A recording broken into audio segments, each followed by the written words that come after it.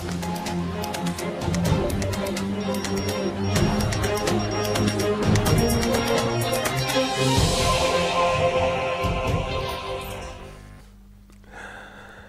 aw fo ka waleɲuman dɔn ka fɔ ye ko aw bisimila Seri Fila TV bamanankan kunnafoni kɛnɛ kan min bi walawalali kɛ aw ye Mali kunkan ani diɲɛ fan wɛrɛw kunkan. An b'a fɔ a ye ko nin ye a kuma selen ye kɛnɛ min kun bɛ senna an ka jamana kɔnɔ ni a bɛ tali kɛ kɛrɛnkɛrɛnnen ɲɛna minbɛnjugu min ni kɛlɛli kunkan o baaraw kunjɛra u ko a ma ko colloque régional sur le trafic de stupéfiants a kɛnɛ hakilina tara jɛkulu fɛ jɛkulu min ɲɛsin bɛ minbɛnjugu kɛlɛli ma an ka jamana kɔnɔ office central de lutte contre les stupéfiants a ma ladɔnniya ka fɔ tile 4 kɔnɔ maaw bɔra an ka jamanaw caman na ka ɲɔgɔn sɔrɔ Mali faaba la kɛrɛnkɛrɛnnen ɲɛna jamanaw minnu bɛ farafinna tile bi yan fan fɛ olu caman de ɲɔgɔn sɔrɔ ka se ka hakili jagabɔ kɛ minbɛnjugu ninnu minnu bɛ maa bɔ i hakili kan u bɛ se ka kɛlɛ cogo jumɛn baaraw kunjɛra ka bɛn ni juma marisi kalo tile 15 ye hôtel de l'Amitié dunanjigiso la an ka maa minnu kun bɛ yen Sadio Sidibe ni a ka jatala Ibrahima Kulibali. Nin ɲɛnajɛ in de tun bɛ dansigi tile 4 baara la min hakilina bɔra office central des stupéfiants du Mali yɔrɔ ni olu ka cɛ bɛnnen bɛ fɛn fɛn de bɛ tali kɛ ka hadamaden ba hakili kan ka se k'o kɛlɛ ka bɔ an ka jamana kɔnɔ. Hokumu kɔnɔna na Américains ka lasigiden min bɛ yan nɔ u ka ciden tun bɛ kɛnɛ kan o y'a jira k'a fɔ ko Mali ye baara min kɛ a ye Mali jamana ɲɛmɔgɔw fo u ka cɛsiri k'a ɲɛsin nin hakilina ɲɛnama in ma walasa furaw fɛn fɛn bɛ tali kɛ ka hadamaden ma hakili kan ka se ka o kɛlɛ ka bɔ Mali jamana kɔnɔ ni ka tila k'a jira Mali jamana ɲɛmɔgɔw la ko fɛn fɛn ye dɛmɛ ye k'a ɲɛsin an ka jamana ma ko o tɛ kɔtigɛ. Ɲɔgɔnnajɛ kunba in y'o de fɔ an ka kuma daminɛ la kun ye de ka jɛkulu sigi min b'a to baarakɛyɔrɔ minnu sigilen bɛ drogue kɛlɛli kama u bɛ se ka ɲɔgɔn ye cogoya min na ka kunnafoni tila u ni ɲɔgɔn cɛ ani wala u bɛ kɛlɛ min na u ka se ka bɛnkan kɛ o kɛlɛ taabolo kan. Baara ninnu senfɛ maa bɔra jamana 7 de la ka na walasa ka hakilila jagabɔ kɛ nin kɛwale ninnu kan o de kadira kɔnɔna na u ye hakilila caman ta walasa kɛlɛ bɛ se ka nɔgɔya cogo min na seereya o jamana kɔnɔ. Tile 4 ɲɔgɔn ye la bɛnkan min kɛra la o y'a ye ka jɛkulu sigi baarakɛyɔrɔ minnu sigilen bɛ drogue kɛlɛli kama u bɛ se ka bɛnko la cogoya min na ani ka kunnafoni minnu bɛ u ni ɲɔgɔn cɛ ka se ka u tila walasa bɛɛ ka baara bɛ se ka ɲɛ cogoya min na. Jamana 7 de tun bɛ yan Burkina b'o la Mali b'o la Niger b'o la Maroc b'o la Ghana b'o la Nigeria b'o la Senegal b'o la ani Benin. Nin tile 4 baara in kɛra sababu ye a ɲɛmaaw bolo walasa u ka hakilina dɔw ta min bɛ se k'a to fɛɛrɛ minnu tara kɛnɛ in kan olu bɛ se ka lawaleya cogo min na. Tile dama na participants n'o o ye baara kɛ fɛn dɔ de kan min ye trafic illicite de drogue ye a ka gɛlɛn a kɛlɛli man nɔgɔn mais a kɛlɛli jagoya de parce que a bɛ na ni tiɲɛni caman ye jamana kɔnɔ. Pour cela o ye baara dɔ de kɛ réseau dɔ de kan ka bila placer ka bila o réseau mana yiriwa o de bɛ kɛ sababu ye ka a kɛlɛ kosɛbɛ. An b'aw hakili jigin k'a fɔ u ka siɲɛ wɛrɛ ɲɔgɔnna sɔrɔ o bɛ kɛ Niamey Niger faaba kɔnɔ. Hôtel Sheraton dunanjigiso la ka bɛn ni juma marisi kalo tile 15 ye Samsung ni ale ka baara bɛn bɛ telefoni ko ma a ye telefoni kuraw jira maaw la an b'aw ladɔnniya k'a fɔ Samsung ka nin telefoni kura ninnu a dɔ ye Samsung Galaxy S10 S10e ani S10 Plus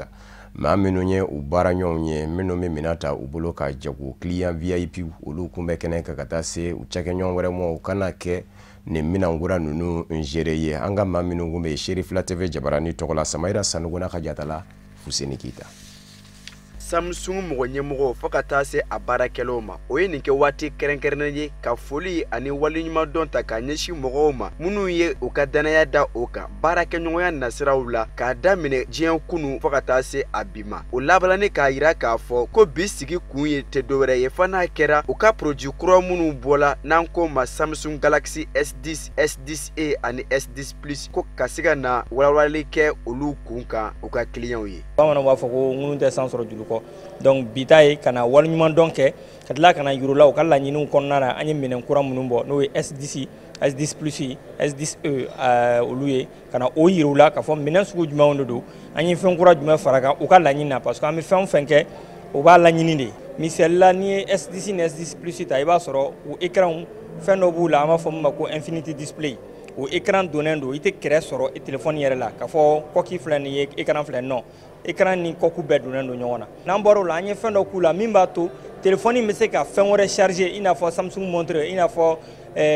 écouteur sans fil i b'a da kɔ kan dɔrɔn a b'a charger donc an kɛlen don k'o fɛn ninnu de caman k'a la ka système don a la client yɛrɛ bɛ lafiya sɔrɔ wa an kɛlen don ka fɛn k'a la téléphone ji tɛ fɛn k'a la wa poussière tɛ fɛn k'a la n'a ye diya i bɛ se ka bila ji la foyi tɛ téléphone in sɔrɔ. Orange Mali o min ye Samsung a teri a n'a baarakɛɲɔgɔn ye feere bunako kan kɛnɛ in kan o ye o ka nisɔndiya yira ka ɲɛsin Samsung mɔgɔw ma kɛrɛnkɛrɛnnenya na u ka produit kura minnu filɛ nin ye ni o ye walawalali kɛ olu kan o y'a yira k'a fɔ nin na kɛ sababu ni ka nin kura fiyɛ olu ni Samsung ka jɛɲɔgɔnya siraw la. Orange Mali ni Samsung ka ni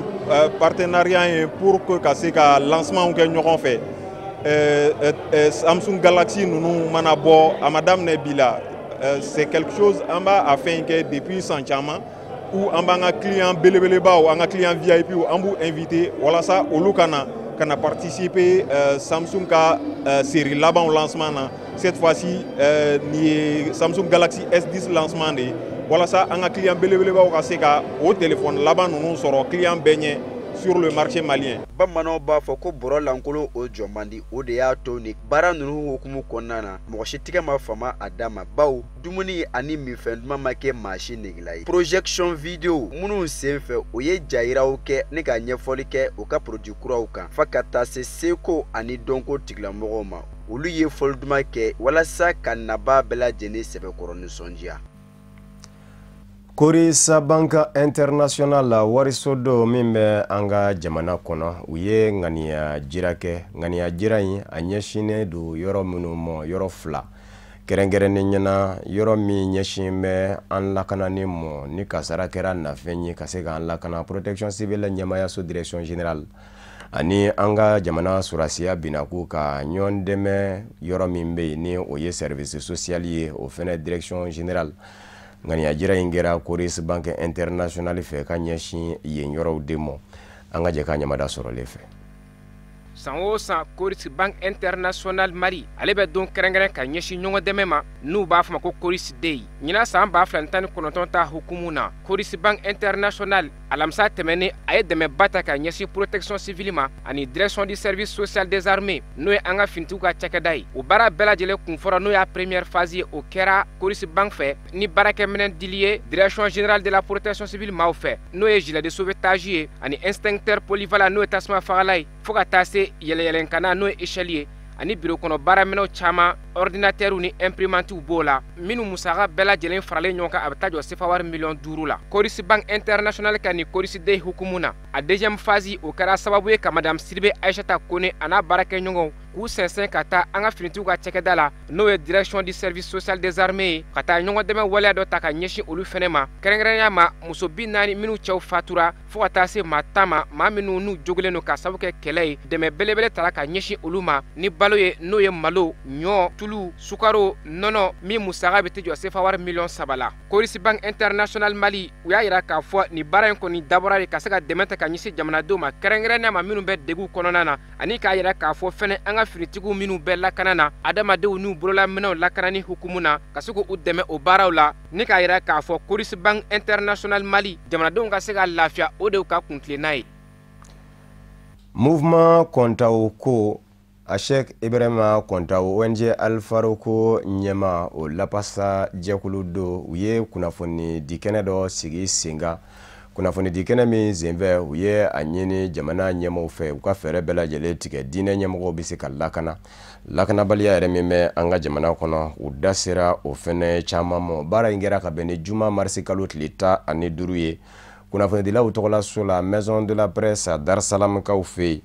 an ka jɛ ka Mouvement Kontaw ko maa ɲɛma danga ka kɔrɔfɔw lamɛn Sadio Siribe ni Ibrahima Kulubali ka kuma galamanina. An ye jateminɛ kɛ k'a fɔ an ka jamana yɛrɛ sécurité n'o ye basigi ye lakɔlɔsili ye k'a fɔ o fana o ko nɔgɔyalen don ka da ka fagali bɛ kɛ cogoya sugu bɛɛ la ka sɔrɔ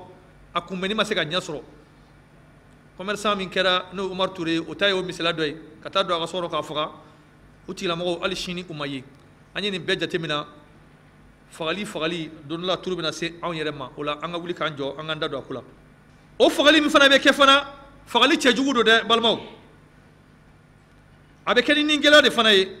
i n'a fɔ an ka cɛkɔrɔba n'o y'an ka imamu ye an'an ka mudir Abdulaziz Yata Bare a tato fajiri la ka na a gosini bere ka bɔ ka bi ka muru ta ka turuturu a la an ko faamaw ka nin ko in u ka nin kiri tigɛ teliyala an hakili ka lafiya hakɛtigiw ka hakɛ ka di u ma Mali bɛ jɔ ni jɔn ye an ka commerçant ba ninnu an ka jamana in bɛ jɔ ni o de ye ani an ka tungarankew minnu bɛ kɔfɛ n'u bɛ jamana in nafolo la don u commencera ka commerçant fagali damina n'o ye Baba Kulibali ye k'a minɛ k'a fili kɔlɔn kɔnɔ k'a faga o tigilamɔgɔ fana o minɛna o bi faamaw bolo an ko nin ko in bɛ an bɛ nin kɔnɔnafili ni o kɔnɔna gana o ko in bɛ sen na ɲɛma sɔrɔ ko la waati min na an nana a ye fana k'a fɔ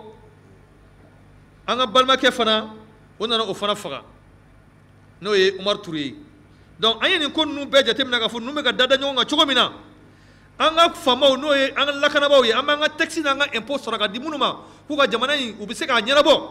an ko an ka welewelema dabila ka ɲɛsin gouvernement ma ka da kan ni jiwoyo min filɛ nin ye n'a bɛ ka woyo a bɛ ka taa fan bɛɛ lajɛlen depuis a bɛ carré kɔnɔnaw la a bɔra yen a donna misiriw yɛrɛ kɔnɔ o ye siranko ye mun ye an sɔrɔ mouvement kɔntaw ko jamakulu min sigira ka fɔ ka kɔntaw ka lafasa a ka hakɛw ɲinini na ka silamɛw lafasa i n'a fɔ an ka président y'a fɔ cogo min na an ko an bɛ maliyɛn musoman a n'a cɛman bɛɛ lajɛlen ne y'a sɔrɔ olu bɛɛ lajɛlen ka laɲini de ye ko u bɛ fɛ ka jamana ka yiriwa sɔrɔ u bɛ fɛ fana adamadenya ka basigi sɔrɔ olu bɛɛ lajɛlen ka jɛ an ka jɛ k'an ŋaniya fara ɲɔgɔn kan k'a ɲini faamaw fɛ k'a f'u ɲɛna k'a fɔ pɛndɛmɔri min tun bɛ yen ne y'a sɔrɔ a tun bɛ jamana ka sariya kɔnɔ a b'a kɔnɔ u k'a bɔ moratoire la k'a bila en application o la o de kama silamɛya y'a nata de mɔgɔ min bɛ bila silamɛw ɲɛfɛ k'e bɛ silamɛya baara f'e ka dɔ dɔn silamɛya la f'e ka silamɛya ka kiiriw dɔn ka baara kɛ n'o walasa i kana t'i yɛrɛ se halaki ma. Elite entrepreneuriat jeune ni ye tɔgɔ kura ye Jeune Chambre Internationale Mali binaku ka hakilina do min dara Jeune Chambre Internationale Mali fɛ a Elite u kama ko Jeune Chambre Internationale Bamako Elite laɲini tɛ dɔwɛrɛ ye ka se ka denmisɛnninw ka bɔ nɔgɔ la ka o sabati denmisɛnninw ka bɔ nɔgɔ la bi sɔrɔ sira min fɛ o ye ka ko ta i yɛrɛ to na u kama ko entrepreneuriat kɛrɛnkɛrɛnnenya senna ko binaku ka o baaraw n'u donna an ka dunanjigiso hôtel majestueux palace la Jeune Chambre Internationale Mali a n'a dɛmɛɲɔgɔn u caman kun bɛ kɛnɛ kan Maritu Jalu ka fɔ la.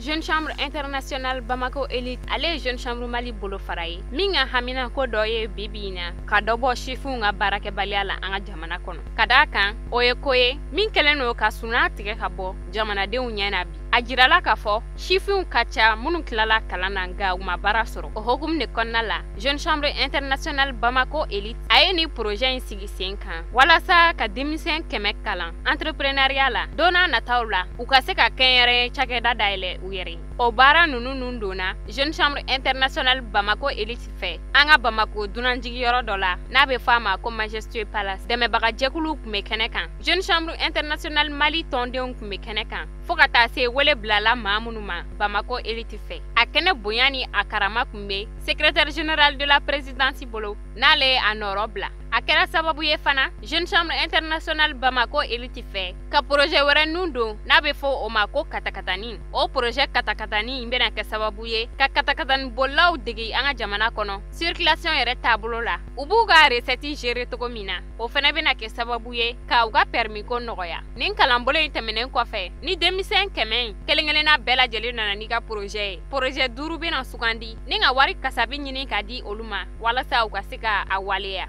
o tɛmɛnen kɔ ka bɔ yen nɔ lajɛba dɔ bɛna kɛ jamana kɔ kan novembre kalo nata fɛɛrɛ bɛ kɛ u ka se ka se o kɛnɛ kan Jeune Chambre Internationale Bamako Elite a ɲɛmaa n'o ye Cheikhna Ben Katara ye a y'a ka nisɔndiya yira kosɛbɛ k'a jira k'a fɔ olu haminako belebele dɔ ye denmisɛnw ka baarako ye an ka jamana kɔnɔ o hukumu de kɔnɔna la u y'u ka manda ɲɛsin denmisɛnw kalanni ma kɛnyɛrɛye cakɛdaw dayɛlɛli la u dɛmɛbaga jɛkulu dɔ ye APJ ye ANPE fo ka taa se baɲumankɛ jɛkulu caman ma n'o ye ONG ye k'aw ladɔnniya k'a fɔ Jeune Chambre Internationale ye denmisɛnnin jɛkulu ye minnu si b'a ta san 18 ka taa bila fo san 40 a bɛ an ka jamana kɔnɔ ɲinɛ a san 25 ye kabi u y'u congo Mali kɔnɔ yan nɔ u ka baaraw bɛnna jamana ɲɛtagaɲɛ baaraw ma kɛrɛnkɛrɛnnenya la sifinw dɛmɛni. Association Mali Lumière Internationale ye kunnafoni di kɛnɛ dɔ sigi sen kan ka bɛn ni sibiri marisi kalo tile 16 ye haminango tɛ dɔwɛrɛ ye Mali jamana ɲɛma El Hadji Ibrahim Boubacar Keita a bɛ cɛsiriba min na bɛn ni basigi natili la Mali jamana kɔnɔ o bɛ se ka sabati cogo min laɲini kun y'o ye ko in kɛra Amdalayikaw fɛ min ye El Hadji Ibrahim Boubacar Keita dɛmɛ tɔn ma ɲɛma caman ye olu kun bɛ a kɛnɛ kan Mariétou Diallo ni Mohamed Traoré ka fɔ la. Ni kunnafoni kɛnɛ in sigila sen kan Association Mali Lumière Internationale fɛ n'ale an ka jamanakuntigi El Hadji Ibrahim Boubacar Keita teriw ye Amdalaye an ka faaba la u ye ni jɛkulu in sigi sen kan walasa ka an ka jamana ɲɛma dɛmɛ a ka laɲiniw la. Kunnafoni kɛnɛ in sen fɛ da sera gɛlɛyaw caman ma bi an ka jamana kɔnɔ ka kuma olu kan wa donna nataw la jɛkulu bɛna fɛɛrɛ tigɛ ka jamanakuntigi dɛmɛ o gɛlɛya ninnu ɲɛnabɔli la. An ye wele bila kunnafoniya dilaw ma bi k'a fɔ u kana an bɛna kunnafoniya min d'u ma o ye an yɛrɛw ka hakilina ye n'o de ye an ye association min sigi ko Mali Lumière Internationale an y'a sigi kun jumɛn kan an bɛna baara jumɛnw kɛ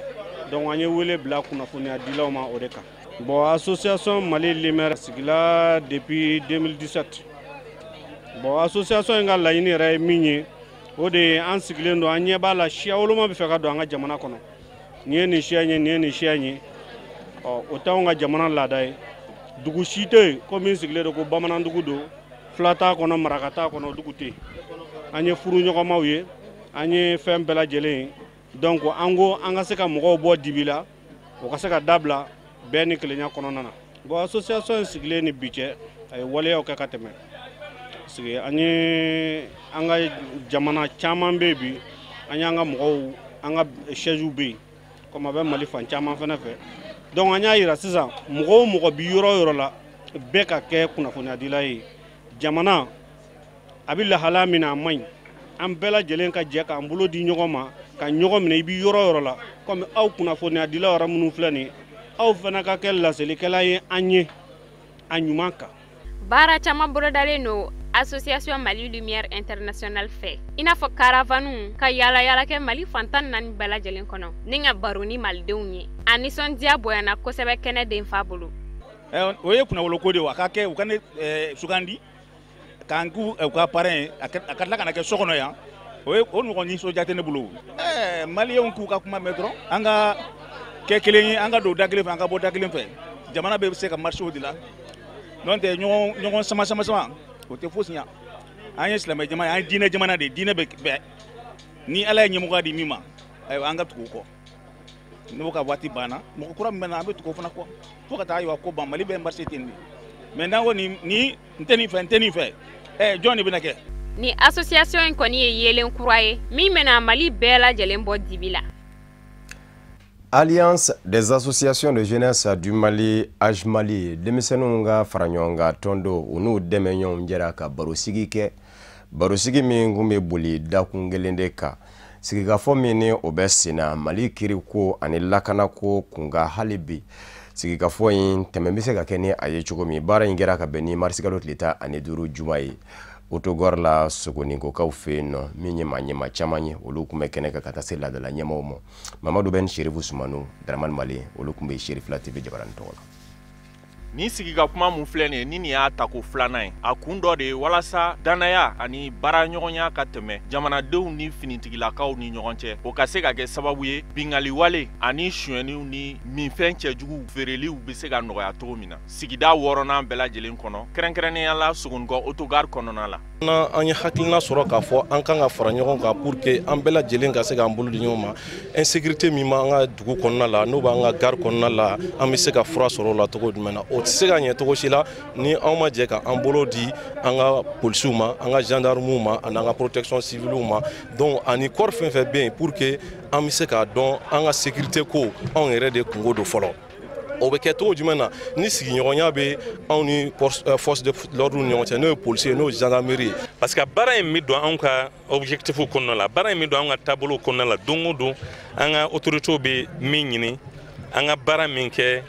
c'est-à-dire an ka baara taabolo la n'o ye police de proximité ye ni lajɛrɛ in ni ɲɔgɔnye in bɛ don o kɔnɔna la donc c'est pourquoi an b'a fɔ kɛnɛ in y'anw ka kɛnɛ ye kɛnɛ in anw wasara kɔnɔ kosɛbɛ kɛnɛ in a diyara anw ye kojugu parce que an bɛ baara min na don o don a b'o tɔ sɛbɛntiya an bolo an y'a lajɛ in kɛ salon ɲinɛ an kelen filɛ ka dɔ wɛrɛ kɛ ka bɔ salon na ka se ɲinɛ ma an b'a fɔ an ka objectif caman atteindre. Jɛkulu ɲɛma n'o ye procureur ye ale y'a yira k'a fɔ ni hakilina ye hakilina ye ni a kan ka dɛmɛ jamana ɲɛmaw fɛ kosɛbɛ a ka laɲini ye fɛn minnu ye caman sabatir'o la ka d'a kan caman bɔra bingaliwalew la kabini jɛkulu in ka baaraw daminɛ fo kana bila bi la mun ye drogue feere caman bɔra olu fana la autogare kɔnɔna la. Sigikafo in de la an sera ka baarakɛminɛn do dilan n'o b'a wele ko plan d'action. O plan d'action in a ye ko fila de ta insécurité ko fila de ta ko saba banditisme bɛ gare kɔnɔ ani drogue feere ani drogue min bɛ gare kɔnɔ ani saniya an y'o saba de ta an bɛ ko saba an bɛ ka waleyaw de kɛ pour ko saba ka sabati. D'abord sécurité ka sabati sécurité au cadre kɔnɔna na bɛnkan ani baarakɛɲɔgɔnya a sinsira force de l'ordre ani communauté cɛ fɛn fɛn bɛ kɛ gare la min ye kojugu ye o bɛ fɔ policier b'o remonter an ye ni a ye procureur yɛrɛ de sera gare la bi o ye koba de ye fɔlɔ procureur ani communauté u yɛrɛ bɛ siran ka taa procureur fɛ ni y'a ye bi procureur yɛrɛ déplacera ka na o ye ko sɛbɛn de o tɛ ko denni ye. Donc an nana pour que an ni population ka sigi u ka degun mun b'u kan u k'a f'an ye an fana degun min b'an k'a f'an ye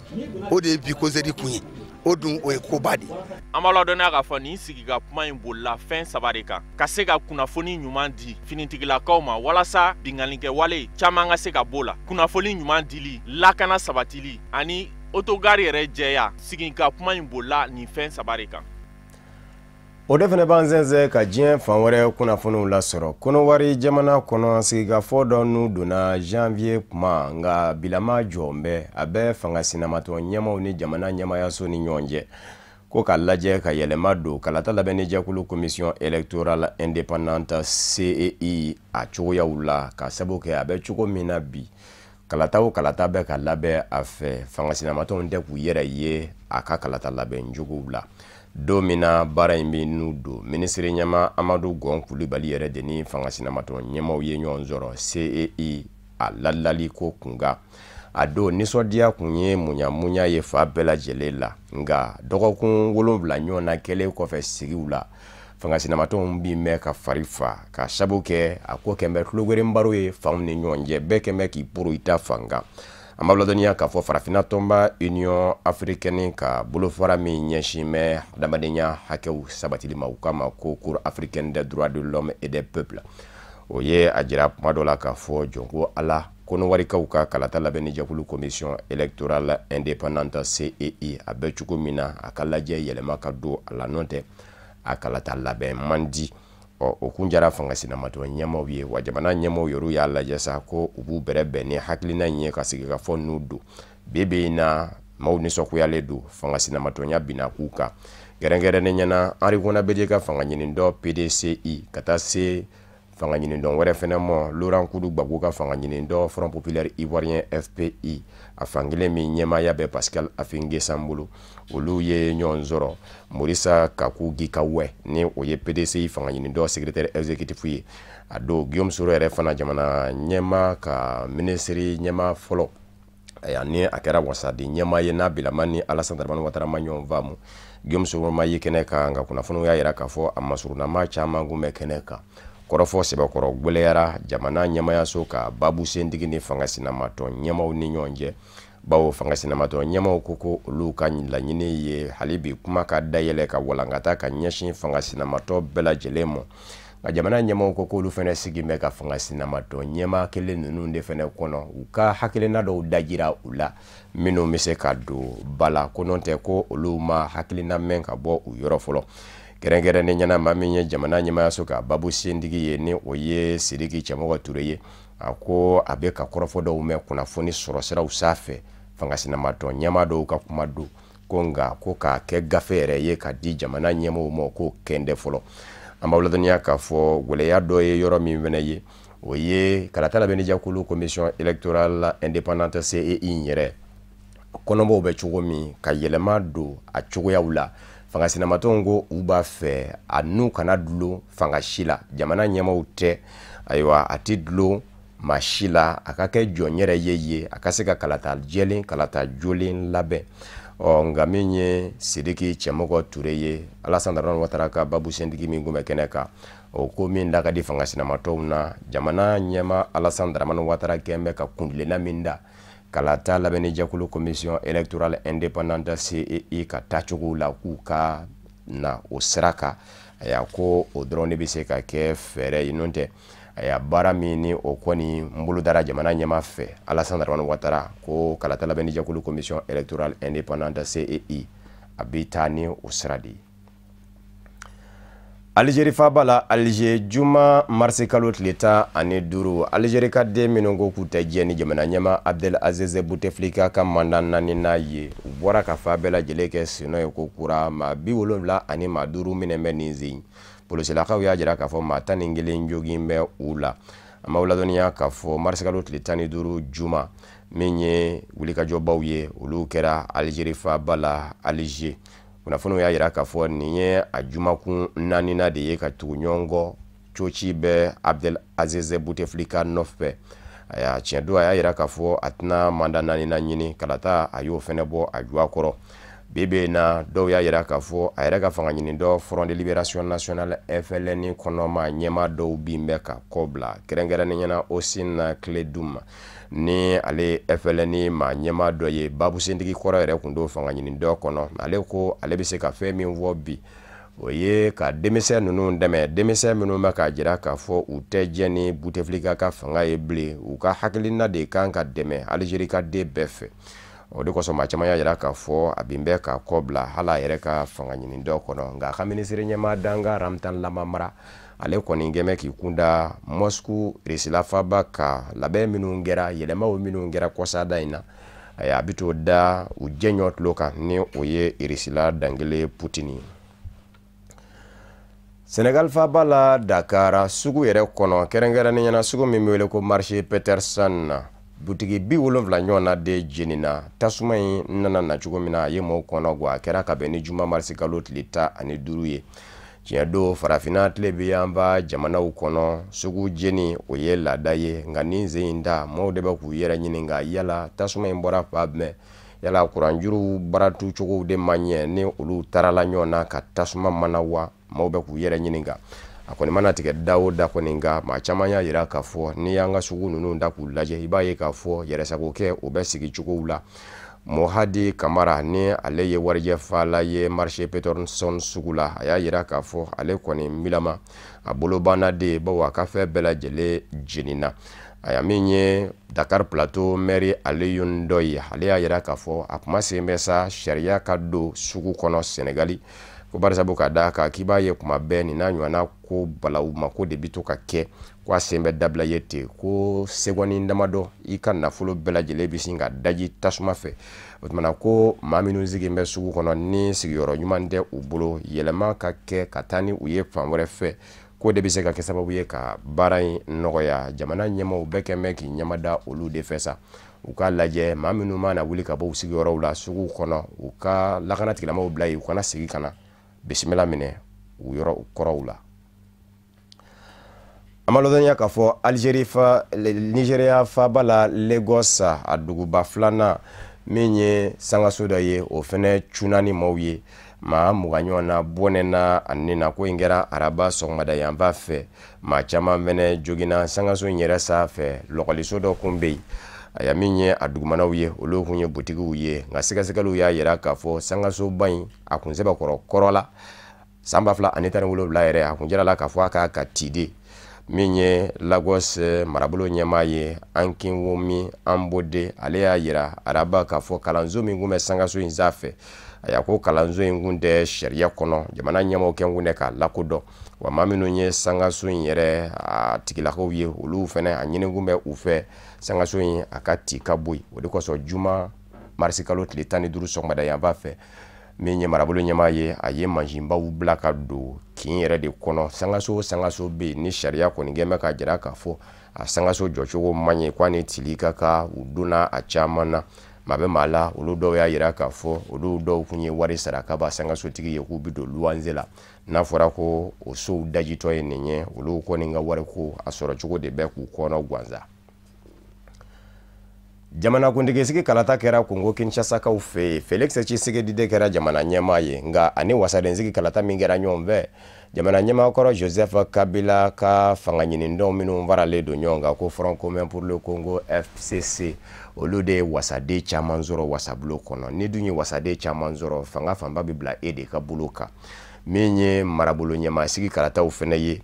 o fɛnɛ kalataw kɛra jamana ɲɛmaa kɔrɔ Joseph Kabila ka fa mode ye maa caman sɔrɔ marabolo ɲɛmaa sigi kalata la kalata min kun dora sa o kun ye wasabolo filana wasadenw ka wasaden sigi kalata ye ni o ye élection sénatoriale ye o min fɛnɛ kɛra jamana ɲɛmaa kɔrɔ Joseph Kabila ka fanga ɲinindɔnw de ye wasaden fɛnɛ caman sɔrɔ ye o de ma bɛɛ jamana ɲɛmaa kura Felix Tshisekedi nɔfɛ mɔgɔw mɔ u ka fanga ɲinindɔ UDPS kɔnɔ barisabu ka da kan u yɛrɛ ɲɛ bɛ ko la a bɛ ka taa cogo min na maɲɔkala banfila de don bɛ u kunna maa min b'u bolo ko ye jamana ɲɛmaa ye bi ni sénateur t'a bolo wasaden t'a bolo marabolo ɲɛmaa jɔlen t'a bolo o kɔni bɛ se ka dafiri a dala kuma bɛɛ o kumana min ye olu yɛrɛ sa u ye wulikajɔ de kɛ ka nisɔngoya taamaw kɛ Kongo Kinshasa fan caman fɛ barisabu ka da kan i b'a ye k'a fɔ Felix Tshisekedi o n'a ɲɔgɔnna fangaba tɛna ye a la k'a fɔ ko a bɛ jamana mara maa kelen yɛrɛ ni tora k'a daminɛ Gomakaw fɛ yen ka taa se Kinshasa ma nin yɔrɔ ninnu bɛɛ lajɛlen la wasaden sigi kalata min kɛra ni o ye sénateur ka wasaden sigi kalata ye jamana ɲɛmaakɔrɔ Joseph Kabila ka faamaw de ye sebaya ta min ye UDPS kɔnɔtɔndenw ye jamana ɲɛmaakura ka maaw u ko ɛlɛni u ka maa ɲɛmaw bɛɛ k'u jɔyɔrɔ bila u yɛrɛ kun ye a jira k'a fɔ u b'u kunda Felix Tshisekedi yɛrɛ dagayɔrɔ kan min bɛ u kun n'u k'a cɛ u bɛ t'o fɔ a ye lakana tigilamaw donna u n'a ni ɲɔgɔn cɛ u ma se ka ye lasɔrɔ bilen gaziw olu titira fan caman fɛ jamana ɲɛmaakɔrɔ Joseph Kabila ka fa kɛ ko min ye nin ye ka wasaden fanba sɔrɔ wasabolo filanan kɔnɔ ni o ye sénateurw ye ni u jɔra ka dongo don k'u bɛ Felix Tshisekedi ka fanga bi o ye yɔrɔnin kelen ye jamana sariya sunba kɛn bɛ k'o daga u ye bawo sénateurw de bɛ se ka wara da maa ka fanga na o de kosɔn a yɛrɛ ka tɔndenw ni o ye UDPS lakaw ye ko in bɛn dɛ u mɔ Faransi jamana kɔnɔ dɔgɔkun dani zagina sɔrɔla dileki nɛrɛmugulamandigiw ka wulikajɔ la gilet jaune ka bɛn ni marisi kalo tile 16 ye fa bɛɛ lajɛlen kɛra senɔ ye Faransi ka denw fɛ minnu y'a jira k'a fɔ Emmanuel Macron ka fanga fanda ka fanga tɛ a ka fanga lahɔrɔma bɛɛ lajɛlen bi ta setigiw de fɛ maa minnu ye fandanw ye gɛrɛndɛ bi siri olu de la nisɔngoya taama ye a kɛra nka min ye cɛniw ye olu kɛra bawo maa minnu bɛ yen ni u k'u ma ko kasɛriw o ye karilikɛlaw ye olu donna jama na a y'a ko fini fimanw kun bɛ u la u ɲɛdaw tugulen fɛnɛ kun don o tɛmɛnen kɔfɛ kunnafoni sɔrɔ sira kuraw sanfɛ réseaux sociaux a kun jiralen kun don k'a fɔ taa bi kɛ Emmanuel Macron nɔfɛ ka mangoro kari bi juma n k'a fɔ sibiri marisi kalo tile 16 o de kosɔn lakana tigilamaw ye labɛn bɛɛ lajɛlen sabati a dagayɔrɔ ni o ye Élysée ye k'o sɛbɛkɔrɔ lakana bebe kɔni na min ye Faransi ka den ninnu ye u kɛmɛ k'u ka nisɔngoyaw kɔni nsɛbɛkɔrɔ jira Emmanuel Macron na k'a ka fanga a nege tɛ u la bilen bamanankan kunnafoni bɛ kunjɛ ni farikolo ɲɛnajɛ de ye senando la Mali samata sɛgɛw wɔlɔwɔlɔ kadara kɔnɔ wɔlɔwɔlɔ min ni o bɛ don farafina ndolati ɲɔgɔnkunbɛba kadara kɔnɔ CAN Égypte 2019 an bɛ aw ladɔnniya k'a fɔ wɔlɔwɔlɔ a bɔko 6nan 6e journée ani bɔko laban ani maa min bɛ ɲɔgɔn sɔrɔ o ye Sudan du Sud jamana kuranin ndolatilaw ye ka bɛn ni marisi kalo tile 23 nata ye yirimajɔ ndolati kɛnɛba kan o tɛmɛnen kɔfɛ tile 3 o kɔfɛ min ye samata sɛgɛw ye u bɛ taa Senegalikaw fɛ badenyandola match amical ko boloda ni Senegal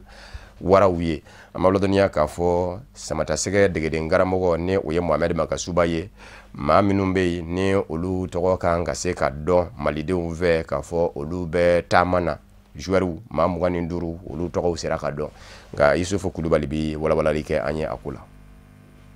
tile 100 jate ɲɔgɔnna de b'a ni kani san 2019 senandolanci wulikajɔ ni ɲɔgɔn cɛ walasa k'o senandolanci bara ɲɛbilabaraw fori Mali ni Sudan du Sud jamana de bɛna ɲɔgɔn sɔrɔ o de kama dede karamɔgɔ ye welekan bila senandolancila maa 25 ma o mun bɛna Mali jamana jugurama don ka kɛ ni senandolanci ye o maa wula Cɔrikɔsiba ye maa 3 ye kɔfɛ maa 7 cɛmancɛ cɛgɛlɛnw o ye maa 6 ye min ye ɲɛfɛmaw ye maa 9 maa 25 in na sababa la mun sɔnfɛlɛ mɛna mali samatasiraw ka dofini don a dɔ ye masajo hayitaga ye o min bɛ ka wulikajɔ kɛ Racing Club de Lens fɛ Faransi jamana kɔnɔ ka na se Boubacar Jara ma LPP Club ani Ibrahima Tanja o min bɛ CFC la Roumanie jamana kɔnɔ maa minnu tɔgɔ fɔlen don ɲɛfɛma Yves Bissouma tɔgɔ kɔni tɛ a la dede karamɔgɔ kɔni y'a k'a fɔ ko jogilida dɔ de b'a la nka o ti a bali a ka wulikajɔ kɛ sennadolanci baaraw da fɛ a mana kɛ cogo o cogo Mali kɔni labɛnnen don k'a fɔ ni sennadolanci in kuru 3 a b'a ta hali ne y'a sɔrɔ a kalifilen don ka ban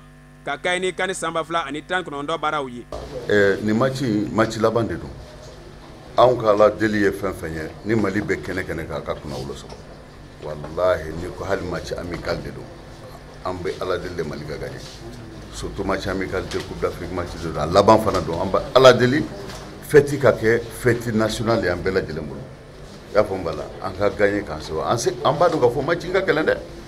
parce que anw d'habitude on vend la peau de l'ours k'a sɔrɔ an ma faga match ka gɛlɛn fo ka dama tɛmɛ parce que honneur ka di malien ye cogo min honneur ka di jamana bɛɛ fana ye bon olu dun ils veulent aussi terminer en beauté donc et puis pression tɛ olu kan tuguni hein u gagnant ou ma gagné pression surtout quoi mais quand même ils veulent terminer en beauté donc match nɔgɔman tɛ dɛ an b'an jija de fɛti ka diya dɔrɔn an bɛ se ka min kɛ o ye. ni sennadolanci mɛna foro ka ban bɛɛ tile 3 kɔfɛ Mali sennadolancilaw minnu kunda Senegali jamana kan Zabu o ni Senegali sennadolancilaw les Lions de la Teranga o bɛna ɲɔgɔn sɔrɔ Thiès sennadolanci kɛnɛ kan o bɛ don Mali ka kani san 2019 labɛnniw kɔnɔna na. E yɛrɛ b'a dɔn sisan kɔni Afrique kɔnɔ équipe si tɛ min bɛ Sénégal bɔ donc Sénégal est la meilleure équipe d'Afrique ça fait combien de mois aujourd'hui je crois que n'an y'o an kan b'o ye ka o sɔrɔ an kan ka Ala tanu parce que anw ka équipe denmisɛnnin équipe don fɔlɔ an ma match 10 yɛrɛ ta ɲɔgɔn fɛ Sénégal dun ka équipe ça fait 30 matchs maintenant ou plus u jouer ɲɔgɔn fɛ donc n'an sera ka olu sɔrɔ olu fana b'u fɔ k'u waleɲuman parce que u sɔnna ka jouer nɔfɛ k'a sɔrɔ jamana wɛrɛ tun b'u sollicité o donc an tɛ match in bila rivalité Sénégal Mali o tɛ dɛ an bɛ match in bila de football est rendez-vous de donner ou de recevoir n'i y'a ye olu fana sɔnna ka anw ta ka jamana tɔw to yen c'est que olu fana b'a fɛ ka leçon dɔ de sɔrɔ an bolo mais n'i y'a ye anw fana y'olu sugandi anw de b'a fɛ ka leçon sɔrɔ olu bolo parce que an ye denmisɛnnin équipe ye